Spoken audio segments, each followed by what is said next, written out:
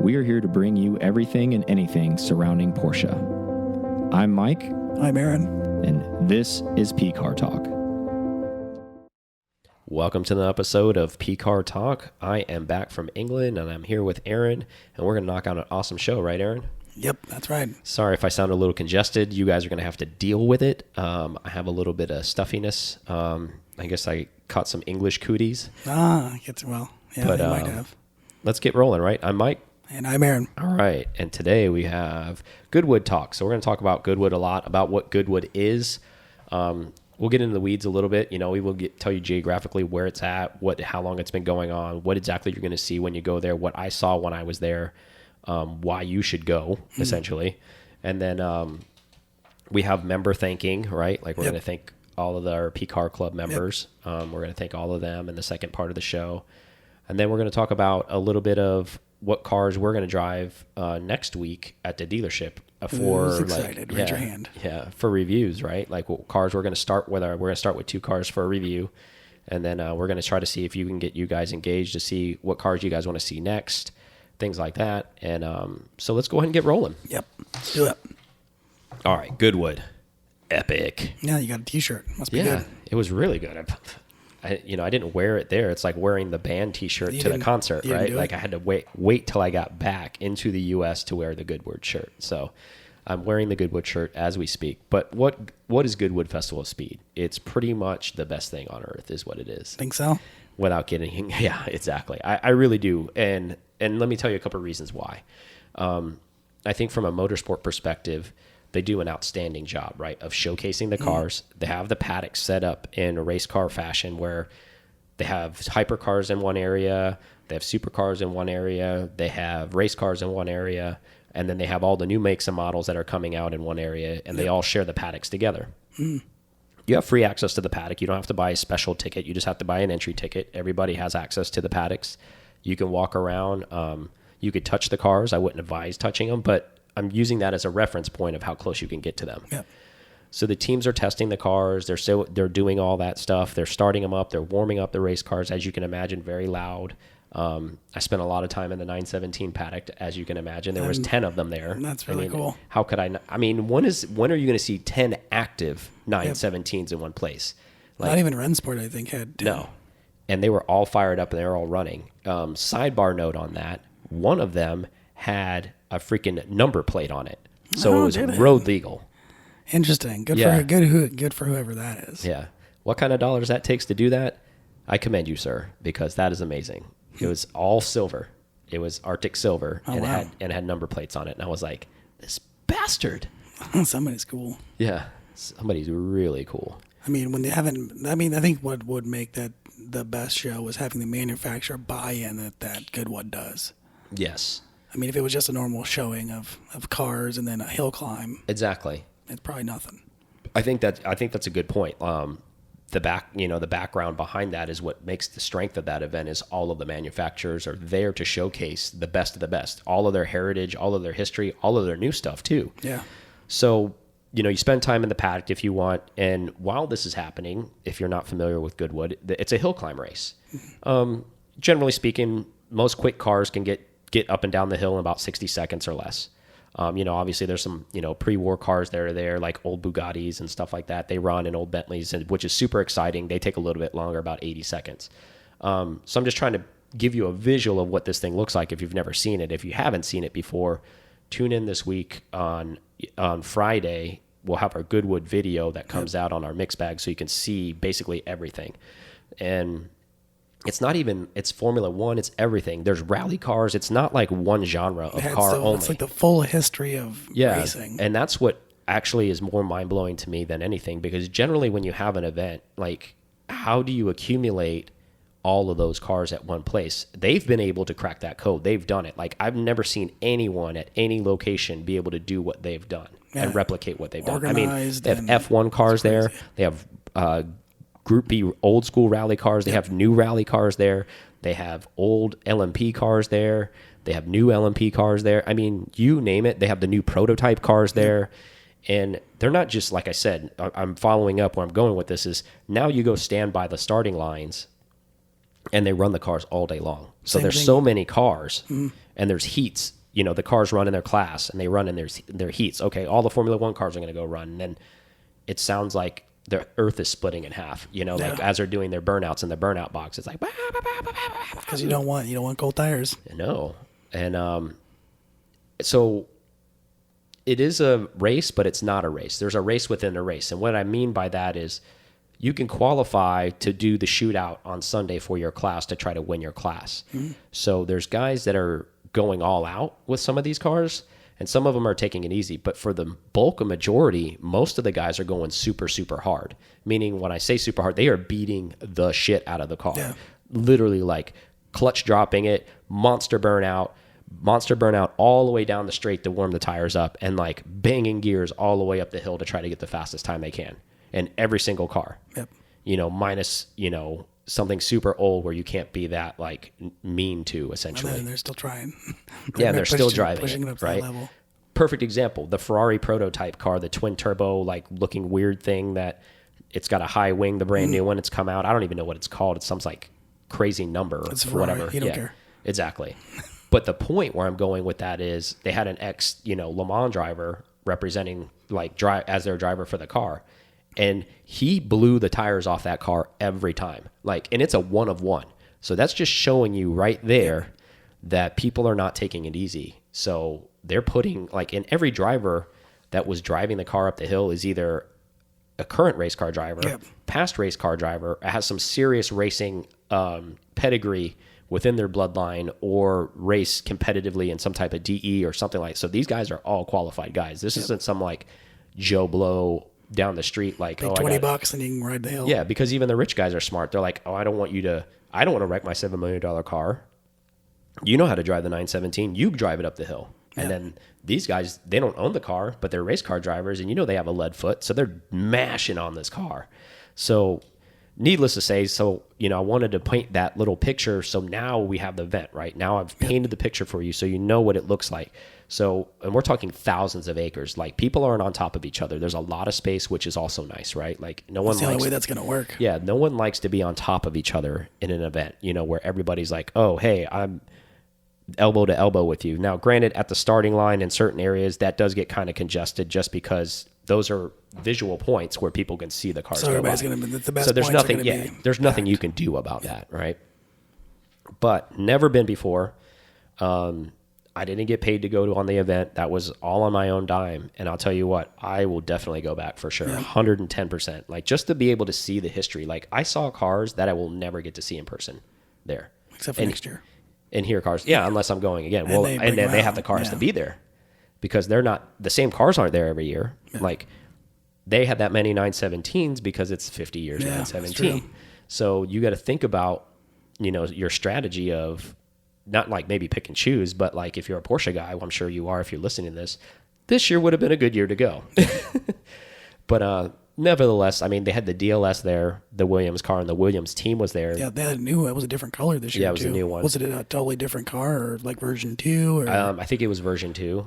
And they had the engine open and they were revving. It sounded like a Formula One car in a Porsche, which was insane. Which I think that car sounds better than the actual car with the Formula One motor in it, the tag motor. I thought it sounded okay. Yeah, let's talk about a little bit of that. That car was there, the 1.5 liter tag motor. There's only a handful of them out there. I think a McLaren made that motor, right? So that car was there. There was a lot of hoopla around that car. I did see that car run, and it was a little wet in the morning when I first got there, but they eventually brought that car out.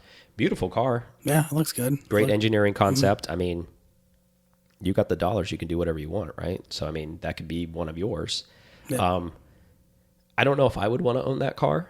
You're on hours. You're not, right? You're not on miles in that car. So yeah, I mean, to be fair though, I mean, at certain levels, I mean, even that DLS motor, you're going to be on hours too, because that's a full-on race motor with the Williams team. I mean, that's true. That car's going to have to. But yeah. They haven't advertised it, but I'm filling in the blank. I'm not saying that's like I'm speaking the truth behind that. Like that's the way it is.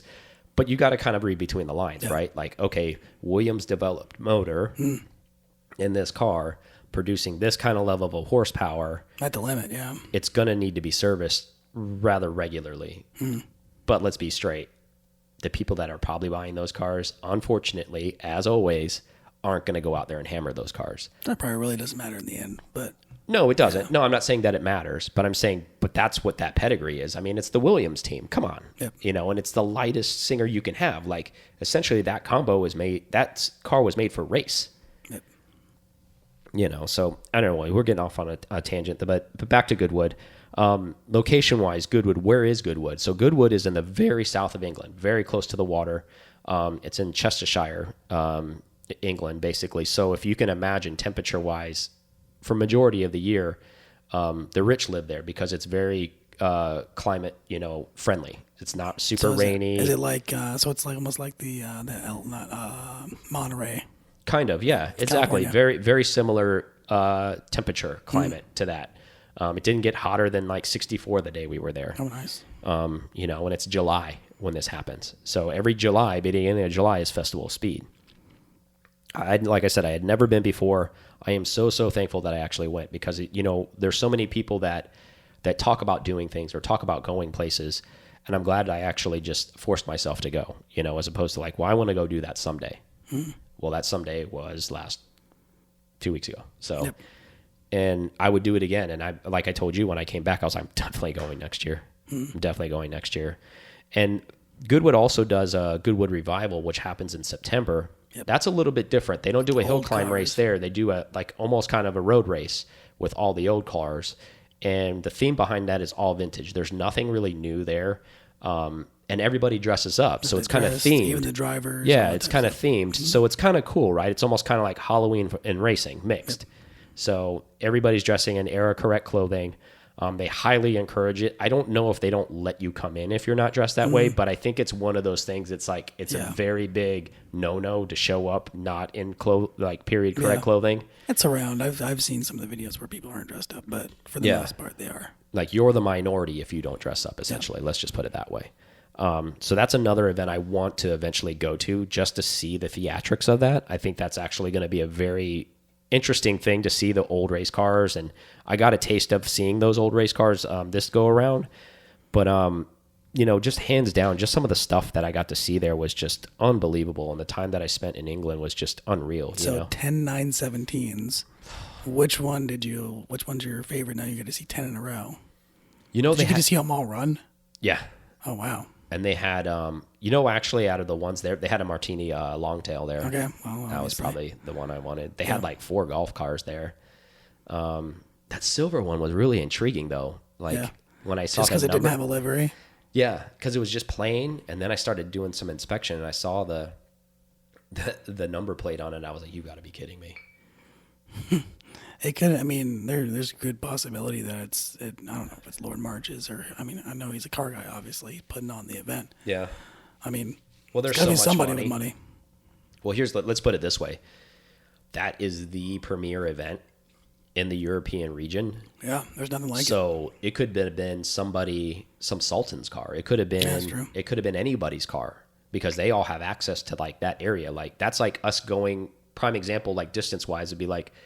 You know, if I was in a different part of Europe and then I was at that event, that'd be us like going to Wichita, Kansas or something. Yeah. Like it's not that far for them to get to these things. So like it's kind of their hub with all the cars there. But I'll tell you what, man, I was literally like blown away. Porsche has like, so if you can imagine it too, it's almost kind of like a fair setting, like fair meaning like, you know, the state fair. And you go to it, but like, there's solid buildings there on the land, and those buildings are erected just for this event. Yep, that's like Porsche had a full-on building like there, where in a showroom and everything, and it like glass and not like something that looked chintzy. Yep. It was like it looked like it had been there, like somebody constructed that building. That's a pretty standard thing for a lot of European like big festival stuff for Europe. Yeah, they do that, which is nice too. And I was told too by a local that has become more of a premier event, talking about Goodwood, because a lot of these places used to have shows and people would showcase cars there, but those have all kind of dwindled out. So they've all kind of funneled their focus back to this event. Good for Goodwood. Yeah, right. I'm talking about like the who's who, like, and when I talk about cars that I couldn't see, like even outside of Porsche, for example, I saw the Koenigsegg, yes, go. Yeah. People listening to this probably have no idea what it is. I didn't know what it was until I showed up there, and somebody schooled me on it. Christian's dad's car, or an homage to his dad. Well, the car is supposed to run 300 miles an hour. Yeah, it's ridiculous. And I believe that he's going to do it. The Jessica or whatever it's called. And there's only like 100 of them, and they're all sold already. Mm-hmm. It's a pretty cool thing. Yeah, and they've never, and that was the prototype. It was there. If I didn't go to that event, I would only probably ever see that car on the internet digitally. Oh yeah, and you wouldn't get the feel that you. And that's the thing I'm trying to get through to people is like, you have to go to these things. Like you have to go, talk to people. You have to go, mingle with people, because we live behind this digital era, behind like the phone and the cameras and the videos.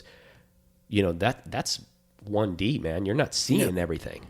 You're not seeing it. You're not smelling it, and you're not talking to the person that did it, and you're not getting that inside stuff. Like we were there, and this guy's like telling us, he's like, "Oh yeah, you see how they did this?" And it's like, "Oh, you can see in the engine bay, that's all gold in there." And it's like, "Oh my god, man!" Like, it's just insane. Like Pantera, for example, a company that probably some of our listeners have heard from, in the past. That De Tomaso, they used to make the Pantera. Mm-hmm. The MV Magusta, they made that, and then they just kind of went away. Mm-hmm. Well, they've been revived. Somebody bought that company. The same people who own the Apollo company, who built that Apollo car, bought De Tomaso, and they're coming out with a brand new De Tomaso. And you'll see it if you watch our videos, because I do a huge walk around. It's up on a pedestal, but this thing is absolutely beautiful. It looks like an old Ferrari LMP car, like a 70s LMP, nice. The huge haunches with the lights in, almost like, the 917 Competitor, that car. That's what it looks like, but it's modern.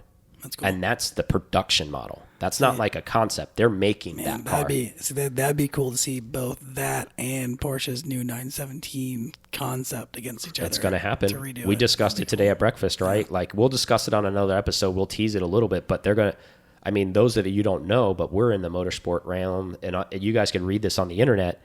In 2021, there's going to be a hypercar class at Le Mans and IMSA racing.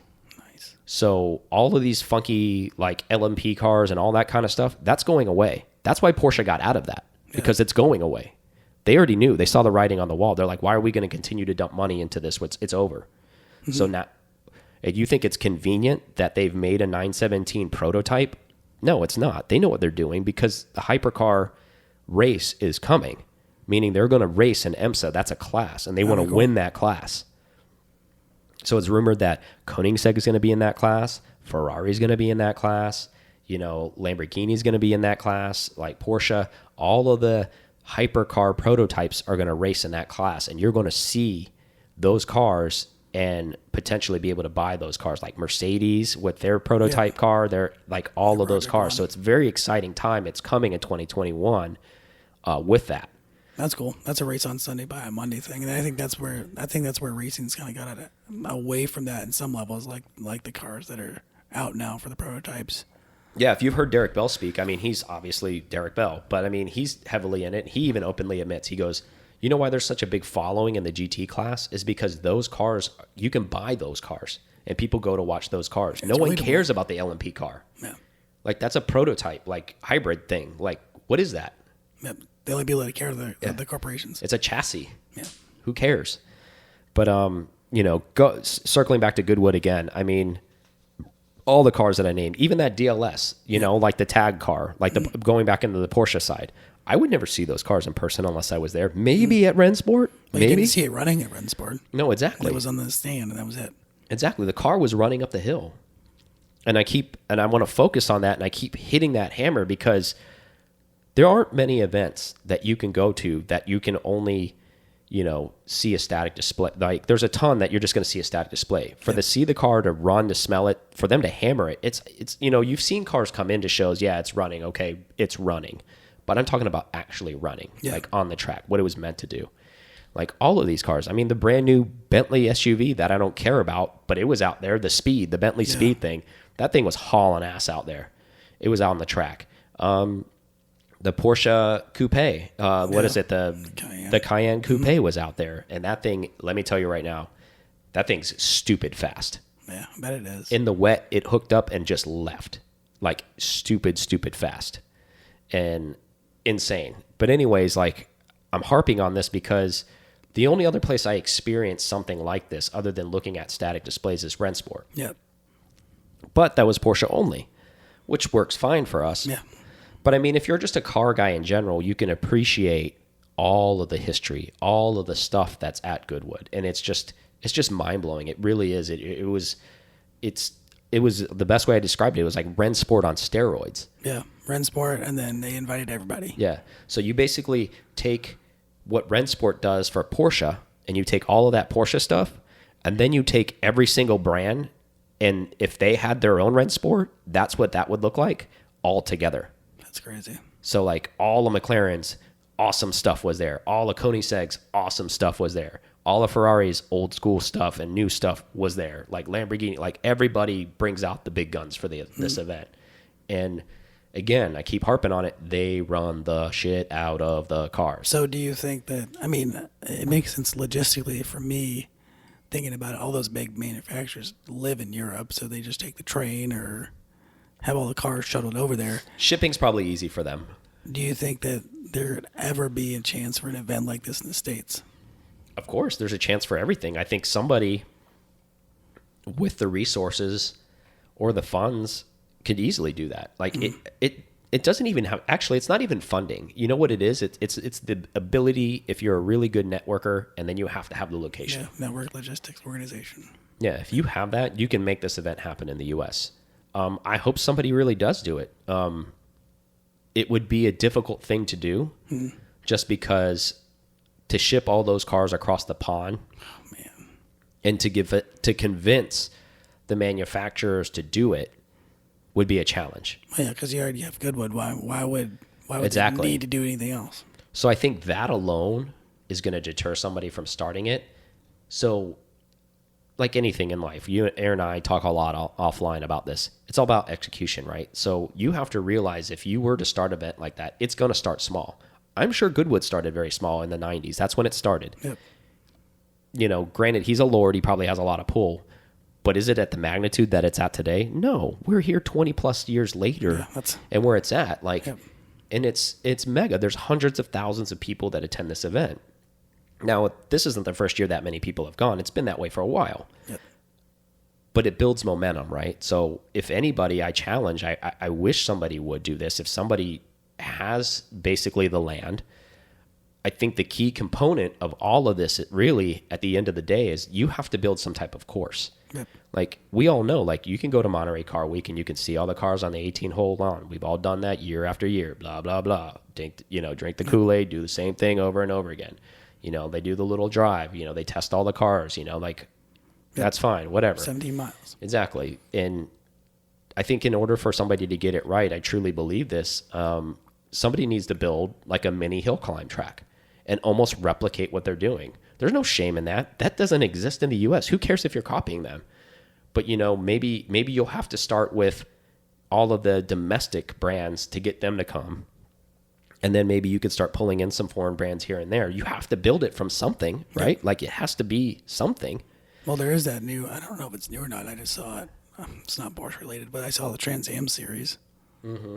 Saw some of that. That's interesting to me. Exactly. So, and like I said, it's very doable. It's key components of it is you got to have a shit ton of property. That's the end of the day. Yep. And you need to make it accessible. Like, they have a huge campground there. They let people camp out while they're there. Cool. So lodging's not an issue. Like, meaning, like, you could even rent their own tents. Like, they have huge, like, fancy canvas tents, like big tents that you could rent if you want to pay up and do that too. Or you could bring your own pop-up tent. You could do, there's options.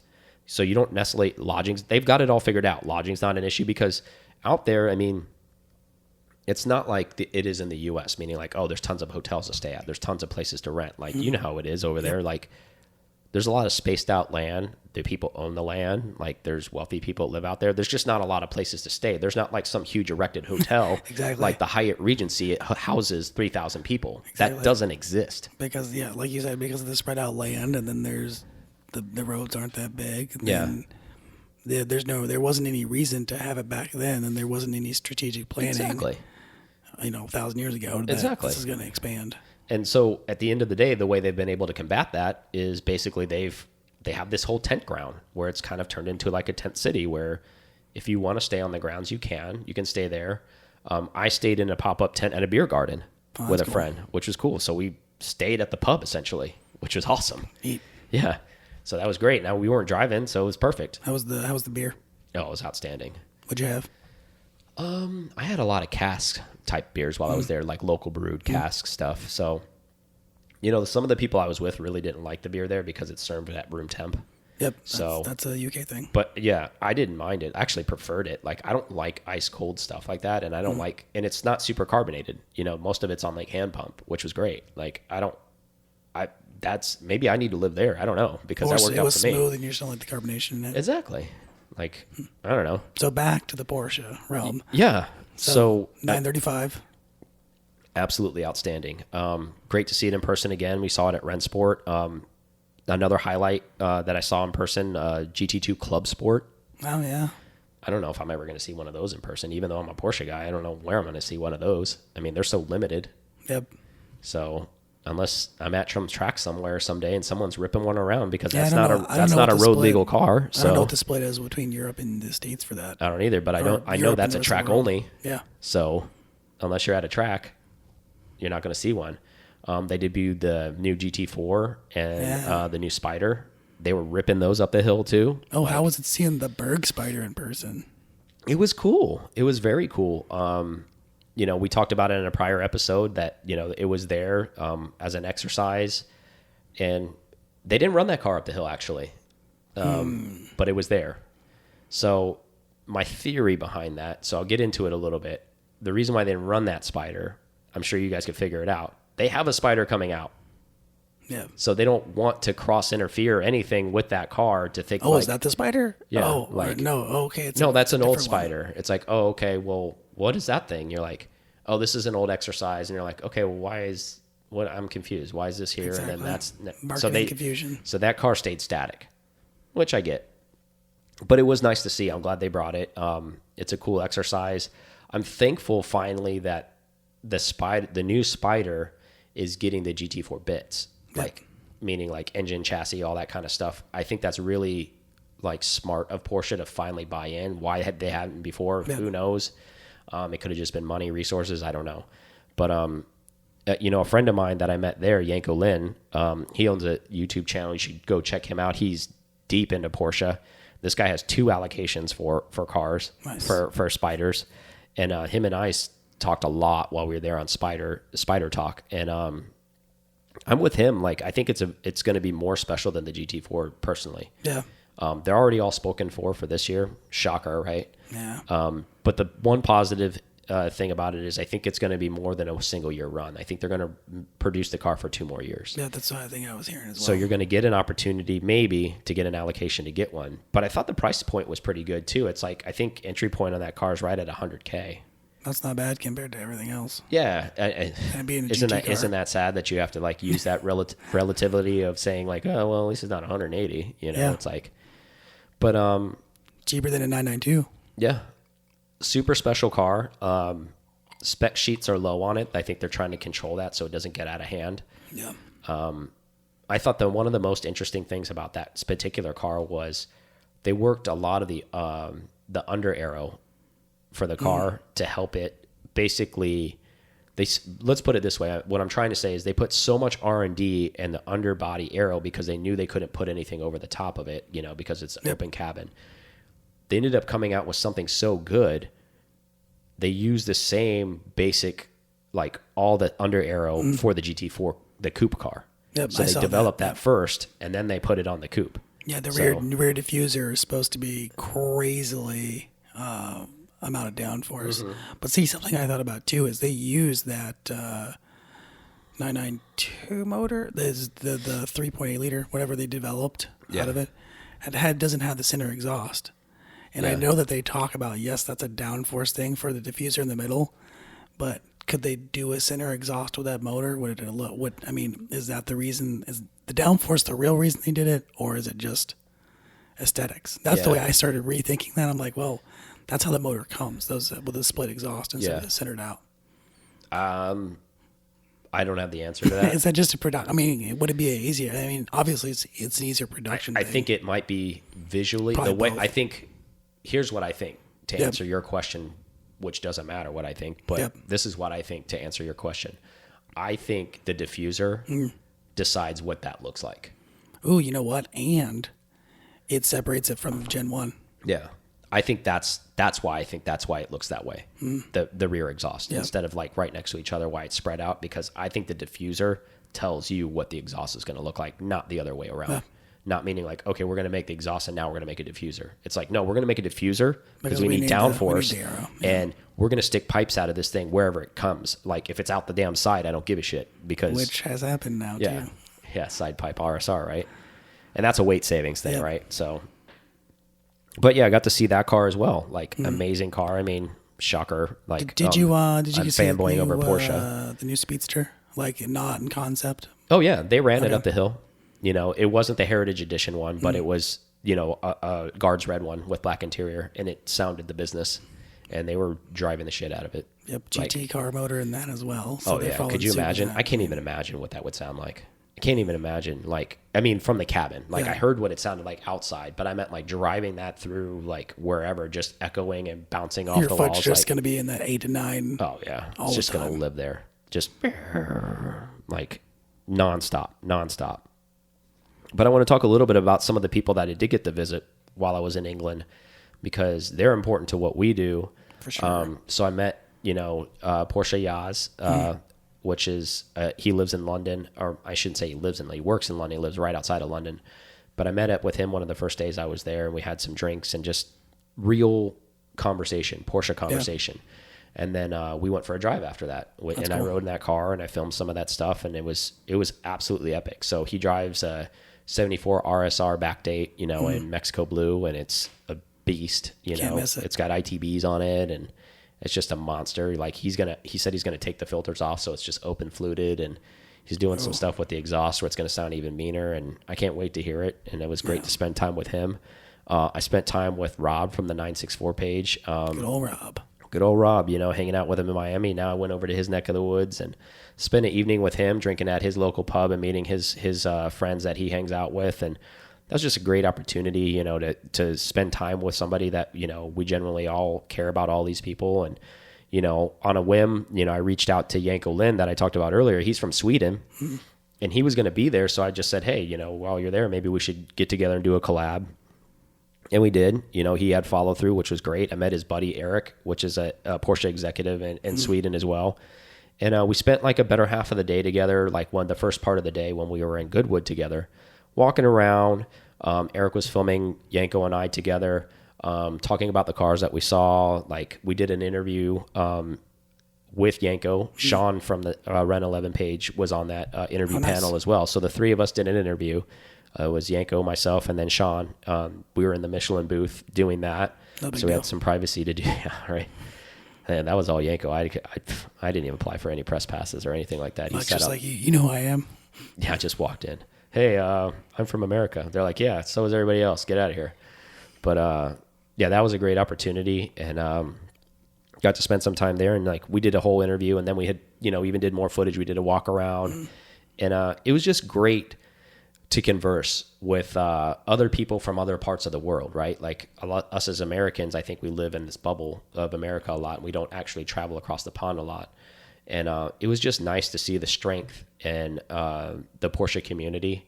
And I know you and I preach so much about it all the time, about the Pcar Club and what we're trying to build as a community and all of these things. But it's a real thing. Like I'm trying to use myself and you use yourself as an example when we go to these places to like force the envelope to get people to hang out, like using social media as the weapon to get people together in person. That way we're actually using the social media appropriately as opposed to just for community. Exactly. Instead of sitting at home looking at Goodwood videos on your phone. This is great. Live stream's like, great. Yeah, that's great. I get everybody can't get like, I'm not bashing you if you couldn't make it. Like, that's not the point. Like the point I'm trying to make is you're using that tool in a positive manner instead of a negative manner to get you out of your shell and to get people to meet one another. That's the whole concept behind Pcar Club, is to build a community to say, hey, I went to Goodwood and I'm from Tennessee and I don't know anybody there. And then you're in the Pcar club, you just start DMing or messaging people. They're like, oh yeah, I'm going to be at Goodwood. Oh, I'm going to be at Goodwood. And now you have buddies at Goodwood that maybe live in that country or maybe not live in that country, but now you're meeting people, you're building relationships, and then like maybe you're a personable enough guy and they trust you. You hit it off. Next year, he invites you over. You stay at his house. You don't even have to pay for lodging. Like this kind of stuff, like starts to happen. Anything's possible. Yeah, this synergy starts to pop. This is a real thing. This is a real community, like where people are like, they want to help each other. Like, and we want to be the catalyst to make that happen. Like we want to be the home where all that happens, right? Like, and it's not something in some crazy concept. Like it's actually happening. I went to England. I met with 4 people. Like, exactly. Yeah. It works. 3 of them I've never met in my entire life. And I spent majority of my time with those people. So what's that saying? Yeah. So it's a real thing. So, I know it's long-winded about Goodwood, but short answer is exciting. Get your ass to Goodwood. Like you are missing out if you don't go to Goodwood. Like if you have only one trip you can ever take annually, I would say you definitely need to go to Goodwood at least once because you are doing yourself a disservice if you do not. I know Rennsport's good and we're huge Porsche fanboys but I think this is a great spread for everything because you're going to see all the Porsche cool stuff there too. And then you're going to see all the other cool stuff. I wonder why there's not a Rennsport Europe. Wouldn't that be easier? Maybe. I mean, I don't know. I mean, everybody does like to travel, though. I think people like to travel to... Well, I think what it does is like when we went to Rennsport, for example, how many people did we meet from Europe at Rennsport? Oh, I'm here from Germany. Oh, I'm from Austria. I'm from Sweden. You're meeting all these people that are coming to California, so it gives them an excuse because to go to the States. Yeah, California sounds exotic, right? Like if you've never come to the U.S. and the first place you ever go to is California Rennsport in Monterey, that's pretty awesome. Bucket list check. For them on that side of the pond, that's sexy. Yep. No one wants to go to Lincoln, Nebraska, for a car event if you're from Europe. You sure? I'm positive. I live in the U.S. and I don't think I would want to go to Lincoln, Nebraska for a party. And if you're from Lincoln, I'm not beating on you. I'm just using that I literally pulled that out of the air. Just the first thing you thought of, Lincoln, Nebraska. I'm just trying to think of something centrally located where there's probably pretty flat land and there's not a whole lot going on. That's what basically my mind went to. Yep. Maybe some corn. But needless to say, I think it adds to the stigma of sexiness, right? Like it's a sexy event. It's in Monterey, California. Oh, there's Car Week here. It's beautiful. Oh, Laguna Seca. Like it makes sense. I'm not hating on it. It makes sense. Like same thing with Goodwood. They have it in an area of their country where it's beautiful. Like it's seaside and the weather's very temperate. So, and the people there are very accommodating and there's a lot of wealthy people there. So it's all of the up and up things, right? Like it's one of those things where it just makes you feel comfortable going there. Yep. But yeah, it was an amazing event. And I want to thank everybody that I did mention that I did spend time with. Thank you guys so much. We are all like very close and brothers in arms now. We're still texting each other even more to this day. I was texting them before this, some of those guys, but not even all of them. But now, it's like, we're long lost pals. Like it's unbelievable. Sleep. All he does is text. That's it all night long. I'm doing this. If I'm not doing this, I'm on the phone talking to you guys. So that's all I do. 24/7. Yep. That's why I end up catching the bug from somewhere. I don't know. But it was really, really a major event. And I don't know. I'm kind of a loss for words as far as description wise, but it's a can't miss. Let's put it that way. I know I've talked a lot about Goodwood. Do you have any questions for me about Goodwood or anything like that, or anything you saw on TV that you had questions about that maybe that I didn't discuss? Do you think, I know you went on the Sunday, would you go any longer? Or would you go for the full week, or do you think Sunday would round you? Do you think it's a multiple day event? Great question. I'm glad you brought that up. So Sunday's the shootout. That's meaning like all the cars that qualified for their event to try to win their class to go on Sunday. Mm-hmm. We talked to a couple people that were regulars there and ended up going a lot. Now, if you like less crowds, you're going to get the exact same experience except the shootout part, meaning they're still going to race the cars. The difference is the days prior to that are qualifying days. So they're still going hard. Mm-hmm. I've heard Thursdays and Friday are half the amount of people. Not that it was overly crowded, But that would be nice. Like, I think if I go back, I'd rather go during the weekday as opposed to the weekend, because as you can imagine, like anything, Cut even down like the work crowd. Yeah, even at Rennsport, we were out there the whole time, and we noticed the fluctuation between the weekday and the weekend. I mean, it's just logical. It's not like some rocket science crap. Yeah. I mean, people are off work. They want to go to it, especially if you live locally or you live in a driving radius. They're going to go to the event. They're not taking off to go to it. They're not flying over like all of us if they live in driving distance.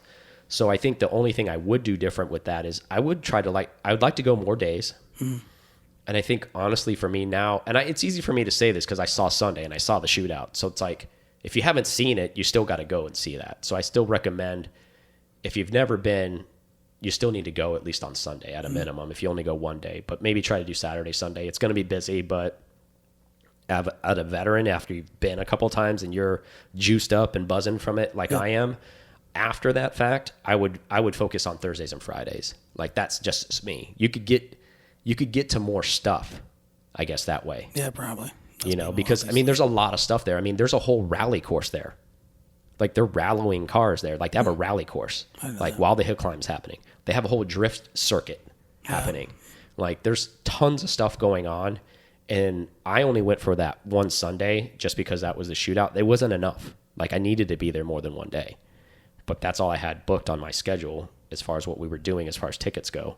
But if you've already been, I would say Thursday, Friday would be the money days. If you've never been, probably Saturday, Sunday. So, yeah, that's probably the way to do it. But, all right, we inundated you guys with Goodwood.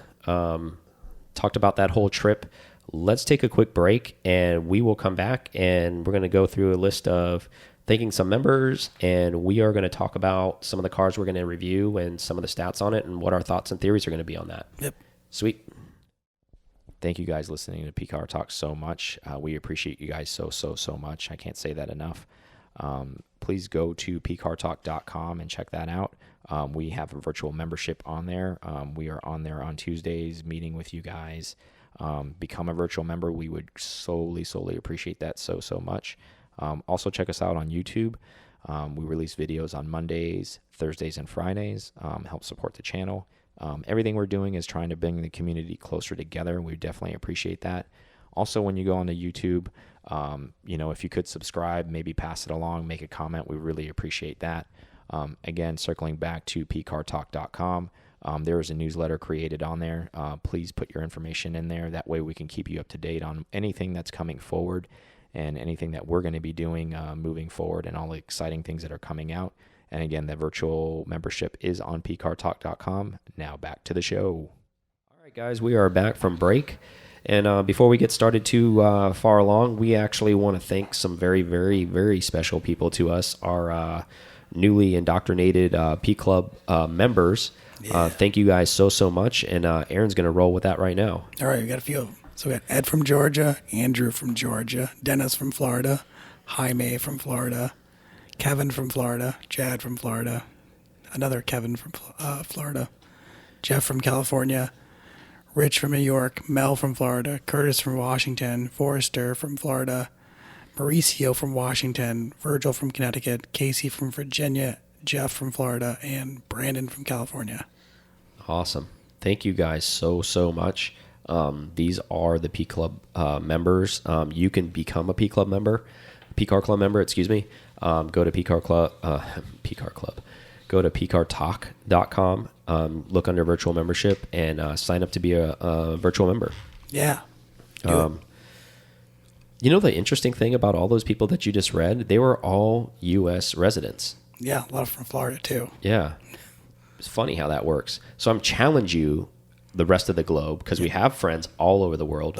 Where are you guys at? You guys are... We know you listen. Yeah. We can see the demographics, like all of these countries. Join the club, guys. Go to the website, pcartalk.com, virtual membership, and become a Pcar Club member. Yeah. Because we're going to make the announcement right now.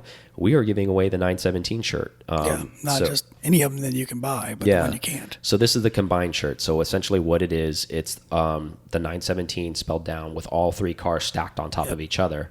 It looks pretty awesome. I have one of the shirts. Aaron has one of the shirts, and we've been questioned about it tons and tons of times. We are giving that shirt away on July 30th, right? Is that the date that we're going live for our very first stream? To be eligible to win that shirt, all you got to do is be a Pcar Club member. And we're going to have giveaways like that all the time. We're working with people. We're going to have artistry that we're going to end up giving away. We're going to maybe have tickets to events that we're going to give away. You know, someday we want this to blossom into maybe cars that we're giving away to that membership. If you guys stand that up and there's enough of you guys, we're going to dump all that money that you guys are paying for your membership back into the company. So it's just going to reap benefits for you guys. And again, I don't want to harp on this, but it goes back to what I was talking about earlier in England. The whole just behind the Pcar Club is to build the community. I know there's other clubs that already exist, and I don't want to talk ill of them, but I feel there's a gap. And we're turning the page, and we're trying to build a community of guys that are like-minded like us, that want to get out and do more things than just a spaghetti dinner. Spaghetti's tasty. But it's not the only thing in the world. Pasta's great, but carb load, no good. So you can read between the lines. I won't go too far with that, but you get the point. So want to thank those guys one more time. Thank you so much. I'm super excited. I'm super pumped to have that first live feed. One more note before we stop talking about the membership. If you do become a member, make sure you like the Facebook page. Like the Facebook page, anyways, but make sure that you like the page for sure if you become a member, because that's the way you're going to get the link. That's the way I'm able to invite you into the secret group. The secret, like the special knock, when you go to the speakeasy. That's the only way you can get in. Exactly. So guys, I will say that again. If you become a member, make sure you like the Facebook page so Aaron can get you the secret link to the live feed that will be happening on Tuesday at the end of this month on July 30th. That's the Pcar Talk page on Facebook. And I'm going to amend my list because I said Kevin from Florida twice. There's a Kevin from California. You know who you are. Yeah, exactly. Super special Kevin from California. So with that being said, timeline on that. Let's talk about the times. So when we're going to come on, if you're going to be a member, like people are probably, what time does this happen? When are we going to do this? So I think Aaron and I are shooting for 8 p.m. Eastern on July 30th and going to run to 9 p.m. Eastern or 9:30 p.m. Eastern, depending on how deep the conversation ends up going, because basically it's just a big chat room. We're going to have conversations. We're going to have topics, interaction. We're going to have giveaway. So it's going to be a fun time. So we're not trying to close the backside of it, but I think we have a hard stop at 9:30. So if we don't have anything going on, we'll end it at 9. But if you guys want to keep on going and we're having a great time, we're going to keep on going. So we're pretty flexible with that. So you guys are going to control that environment. And again, we're just trying to build a community, right? So that's the gist of it. And so guys, check that out. So let's move on. So upcoming week, we are going to be visiting Porsche of Tampa Bay. Yeah, we are. Thank you to the Reeves family for being so accommodating. They own that dealership. They're family owned. Great group of people. We sat down and had a meeting with them, and they liked what we were doing. And we want to be, since we're in Tampa Bay, we're local, like we want to build strength within the community. And we reached out to them, and we had a meeting, and Chris Rogers, is our liaison there, and such a great guy. And we're going to have an opportunity to start reviewing cars for you guys. Exciting for that. So what we're going to do is be able to get in like new and used models when they have them in. Chris pretty much was very laissez-faire about it, which was great, because he was like, whatever you guys want to do, I want to help support whatever you guys want to do. If you guys want to drive these cars, great. If you want to just do a static thing, great. If you want to do both, great. So pretty much the keys to the castle, relatively speaking. I like keys, I like castles. Yeah, exactly, right. Step your game up, bro. But so we're going to be going in there reviewing cars probably maybe twice a month. Yeah. Like roughly on the timeline. Yep. We'll go in there once and review 2 cars, and then maybe every 2 weeks we'll go in and review 2 more cars. That way we're not overwhelming you guys with them, and we're not overwhelming ourselves, and we're not in their business too much at the dealership. So I think that consistency works well for everyone. And we'll be talking about them on the podcast as well. But the bulk of where that's going to be at is on YouTube, right? On our Mixed Bag Fridays for our car reviews. So we'll still be reviewing older 911s and newer 911s, but I think it's going to add a wide spectrum to what we're doing, right? And older Caymans and older Boxsters and all that stuff. Yep. Whatever we get our hands on. You want me to drive it? I'll drive it. Whatever. Yep. I heard Gabe say today. Yeah. Clutch is getting done. So. Exactly. And then the guys at Suncoast, we're going to drive their cars too. So it's going to be a great thing. So you're going to get a wide variety. And it's going to be, so to give you guys a little bit of format. So like Aaron and I are going to be try to be non-traditional, not for the sake of being non-traditional with our reviews. I mean, we'll still get the data, you'll still get the stats, but like we're so sick of it too. We're trying to do something different. You know, like everybody's doing the 0 to 60 times. Oh my God, 0 to 100 kilometers. Okay, cool. You guys are educated people. You can get on the damn internet and read that stuff. We're going to do 0 to 150. Exactly, right? No, what we're going to do is 80 to 180, right? Like exactly. Stuff like that. Like stuff you guys want to hear, like the real stuff. You're like, okay, here's the real deal. Like, is this car fast or what? Like, I don't know. I'm not going to dyno the car, but I'm going to tell you what, I pissed myself because it's so fast. Yeah. Like, you get the point. You know, obviously, hopefully I don't pee myself. Or there's cleaning, there's detailing. Yeah, and then I'll probably get thrown out of the dealership. And, or just Mike, then I'll have to do it by myself. And there's so much stuff. Or I'll have to start wearing Depends or something. That's not going to work. I mean, that's going to suck for everybody, including Aaron. So. Well, yeah, I guess I had to change my diaper. Well, yeah. But anyways. We're close, not that close. Yeah. I can't get back there. Help me. But in all seriousness, guys, the whole purpose behind this is partnering with these dealerships is obviously we don't have the funds to be buying new cars. You know, we're not out here trying to pretend to be something we're not. We're not these fake YouTubers that are out here flipping cars, doing things like, oh, guess what? Got the brand new 992 GT3. It's not even out yet, but I've got one. Like, how did I do it? Exactly. Like, we're going to be totally transparent with you guys. We're going to be getting the cars and we're going to tell you what we think about the cars. We're going to be like, dude, this sucks. Like, what is this? Like, why is this even here? Like, that's what you guys are going to get. You're going to get the rawness from that. And the reason why I want to give you background on it is so when you go to YouTube and you see our videos on that, you know, everybody gets so like systematic about like, oh, I'm so used to seeing a car review this way. Yep. It's not going to be that way. You will get the full length. You'll see everything. You'll get to see the car. We're going to do the walk around. We'll do the traditional stuff like that. But I mean, as far as from the review standpoint, you're going to get the heart and soul of what Aaron and I think about the car. You know, we're going to get in there and be like, oh, cool. You know, my hat fits in the trunk. That's all I care about. Good. Moving on. Yep.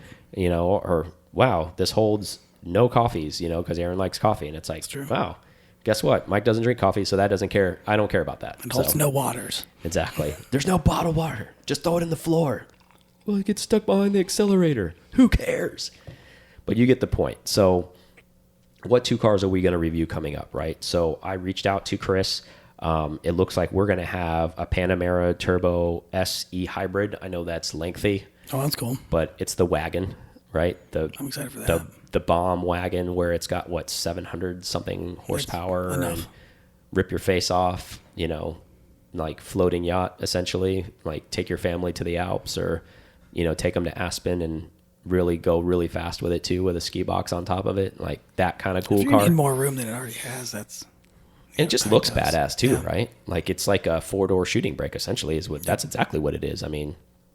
So we're going to do that car. And then I think we're going to do a manual 718 Cayman GTS. I think that's the secondary car we're going to try to do there. So give you a little bit of variety, like, you know, sedan and sports car. And it might not always be that ratio. We might end up doing 2 SUVs. We might do 2 sedans. Who knows? Whatever. We're going to take what we can get as far as what they have available at our time. They may have something on trade. They may have a GT car. They might we might be able to get our grubby hands on a 2RS or something. Who knows? So we're really pumped about that, and we're really thankful for the partnership that's forthcoming with that, and excited to see where that's going to go, right? So, and they have great access. They're a great dealership. Yeah. They're not one of these dealerships where they rate people with $50,000 markup for an allocation, which is crazy. Which I was totally shocked at. Like when we did lunch with Chris, he was like, no. He's like, now, to be fair, you need to build loyalty. There's a loyalty program with them. You know, you're not going to call from, like he said, from Colorado and say, I want allocation for a brand new GT3.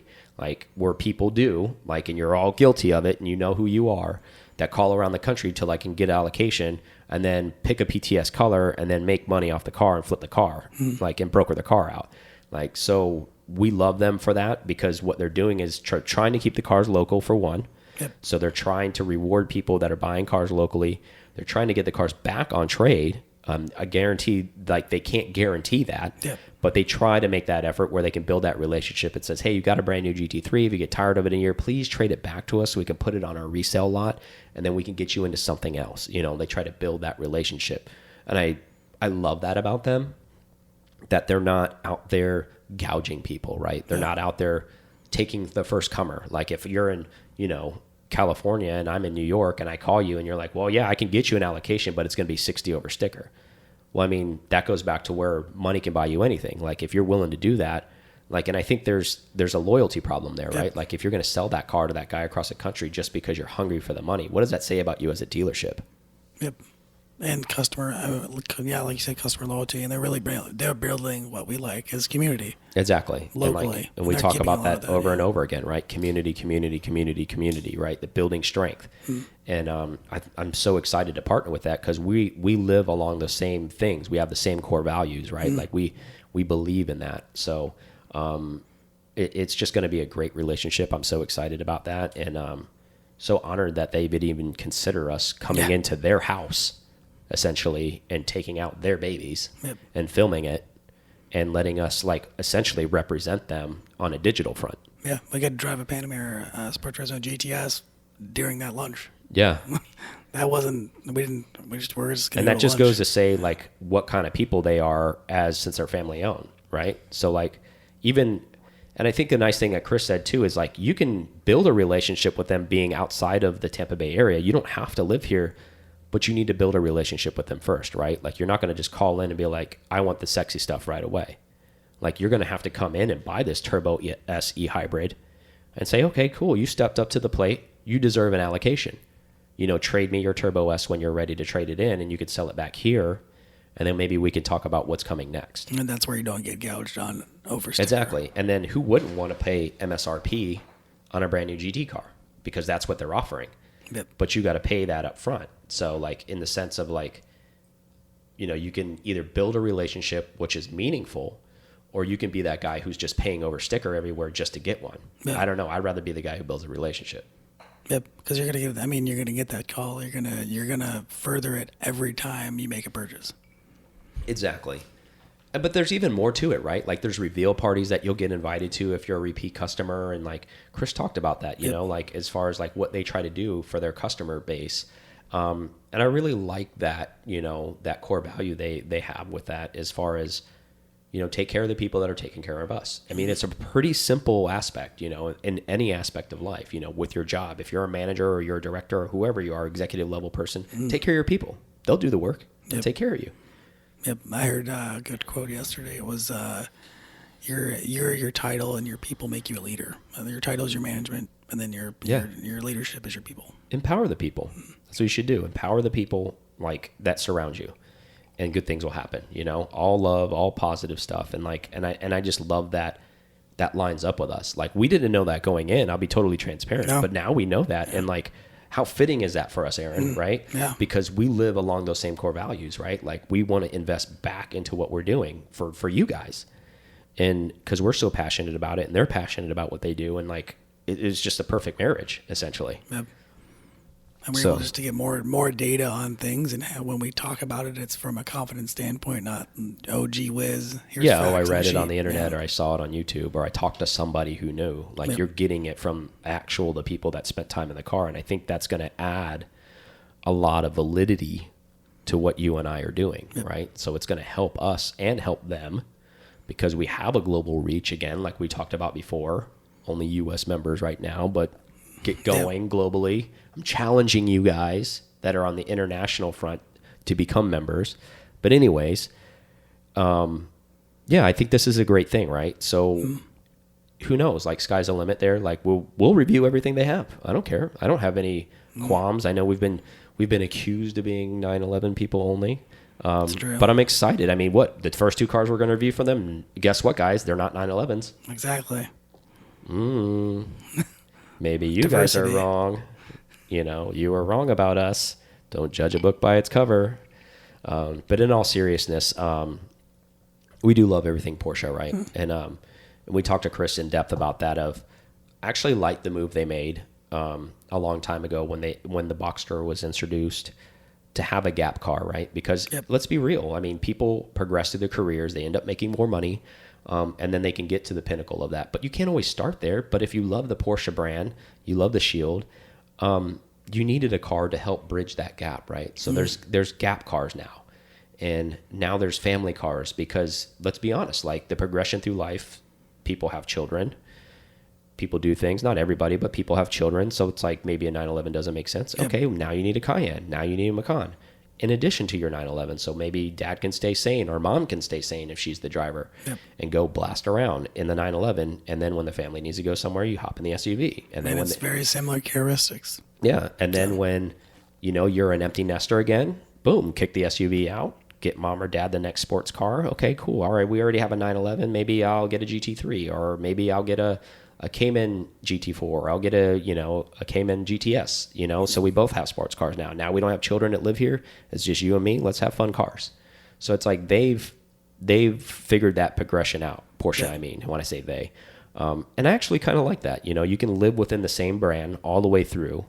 Obviously you have to have the means to do so. But I mean, if you're full-hearted and you're all the way in, I think it's an interesting thing. Like obviously you can buy secondhand for a lot of the stuff if you need to, if you don't have to pay sticker for it.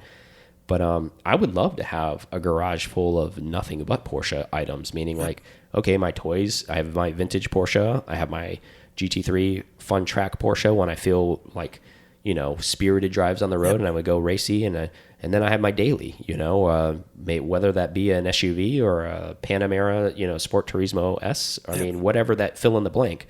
I would love that to be my trifecta. The whole lineup. Yep. Exactly, where you just get to live within that engineering brand. And and I think the biggest thing we talked about was, what you're getting. Exactly. It's not a guess, right? You're getting precision every time. Yep, they do that. That's the reason that everything works well. They really have the race DNA through every single vehicle. Mm-hmm. Absolutely. I totally agree with that. But so that's what's coming for you guys. That's what we're going to be doing. I don't have anything else right now. Do you have anything, Aaron? No. It's excitement to review cars. Yeah, I'm super excited. Glad to be back in the U.S. I do miss England. Love you guys out in England.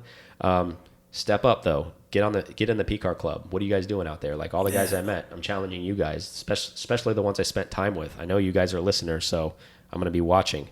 But until the next time, we will see you guys then, and hopefully we'll have some cars reviewed by then. But we are out of here. Yep, see ya.